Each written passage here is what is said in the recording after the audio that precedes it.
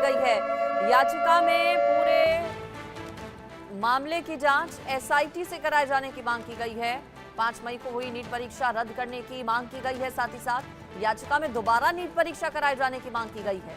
NEET के नतीजों पर रोक लगाने की मांग की गई है। नई याचिका दाखिल की गई है सुप्रीम कोर्ट में। इससे पहले ही ये पूरा मामला सुप्रीम कोर्ट पहुंच चुका है और अब बताया जा रहा है कि एक फ्रेश याचिका लगाई गई है, यानी कि एक नई याचिका दाखिल की गई है इस पूरे मामले में, जिसमें ये कहा गया है कि मामले की जांच एसआईटी से होनी चाहिए। स्पेशल इन्वेस्टिगेशन टीम इस पूरे मामले की जांच करे।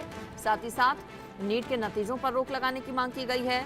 परीक्षा पुनः कराए जाने की भी मांग की गई है।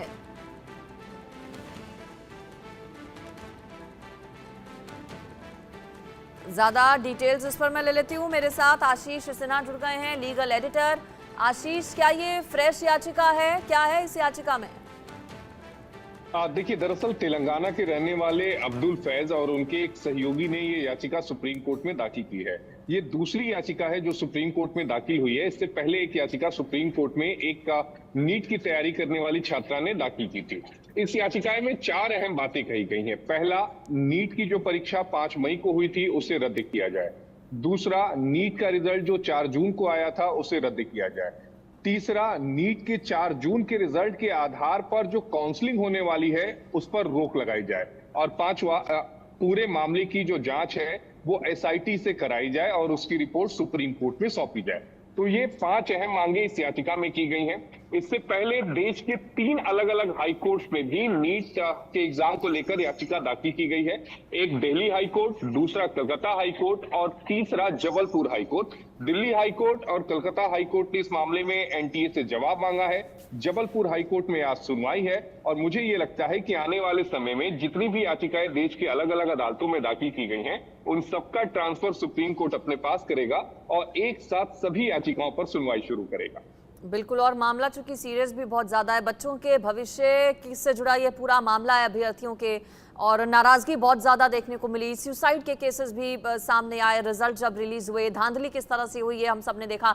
आशीष, चूंकि ये दूसरी याचिका, इससे पहले जो याचिका दाखिल की गई थी उसका स्टेटस क्या है? देखिए, उम्मीद ये है कि वो जो याचिका है वो इस हफ्ते सुनवाई के लिए आ जाएगी। जो सबसे बड़ी बात है वो ट्रांसपेरेंसी का ना होना, और यही वजह है कि लोग जो है वो अदालत की चौखट पर आ रहे हैं। नीट में ने जब रिजल्ट जारी किया था 4 जून को, तब 719 718 अंक दिए गए। जब उसको लेकर बवाल हुआ तो उनकी तरफ से क्लेरिफिकेशन आया कि हमने ग्रेस मार्किंग दिया। लेकिन सवाल ये उठता है कि जब आपको ग्रेस मार्किंग देनी ही थी तो आपको उसी समय रिजल्ट के साथ ही ये बताना चाहिए था कि इस बार हमने ग्रेस मार्क्स दिए हैं। दूसरी जो सबसे अहम बात है, जो छात्रों के मन में सवाल है कि ग्रेस मार्किंग का पैमाना क्या है। 1, 2, 3, 4, 5, 10, 15, 20, 28, 100 कितना है, कितना नंबर दिया है, इसके बारे में नहीं बताया गया। जो तीसरी अहम बात है कि हरियाणा के झज्जर से एक सेंटर है जहां पर जो नीट ने रिजल्ट जारी किया था उसमें 62 से लेकर 68 यानी 720 नंबर जिन छात्रों को मिले हैं वो उसी सेंटर से हैं। चौथी अहम बात कि जो ग्रेस मार्क दिए गए हैं वो केवल 4 स्टेट्स को ही क्यों दिए गए, यानी दिल्ली, हरियाणा, छत्तीसगढ़ और पंजाब।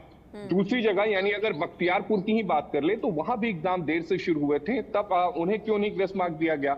पांचवी अहम बात, जो सुप्रीम कोर्ट का फैसला था जिसके आधार पर यह ग्रेस मार्क दिया गया था वो 2018 के ऑनलाइन एग्जाम का फैसला था और ये ऑफलाइन एग्जाम था। तो ऑफलाइन एग्जाम में ग्रेस मार्क देने की क्यों जरूरत आन पड़ी। बिल्कुल जाहिर है, लूप होल्स कई जगह हैं, कई खामियां सामने आई। ट्रांसपेरेंसी और क्रेडिबिलिटी को लेकर सीधे तौर पर बड़े सवाल हैं। सरकार की ओर से भी इस पूरे मामले पर प्रेस कॉन्फ्रेंस की गई, लेकिन याचिका जो नहीं लगाई गई उसमें यह मांग है कि एसआईटी जांच हो। आशीष, शुक्रिया आपका इस खबर पर जानकारी के लिए।